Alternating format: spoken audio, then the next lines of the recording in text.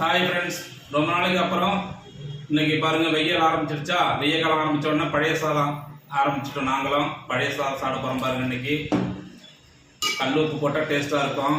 அது கூட பழைய சாதத்தில் பாருங்கள் தயிர், கடை தயிரை விட வீட்டில் போட்டு போடுறது தான் நல்லது. பாருங்கள், நான் வீட்டில் போட்டு வச்சுருந்தேன்.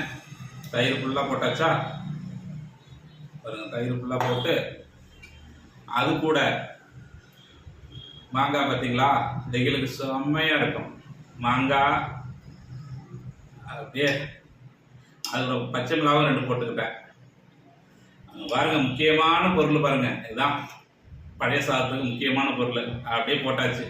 இப்போ அப்படியே கலக்கி விட்டு வெயிலுக்கு நல்ல இதமா இருக்கும். இந்த பழைய சாதத்தை சாப்பிட்டுட்டு அப்படியே படுத்து ஒரு தூக்கம் போட வேண்டியதான்.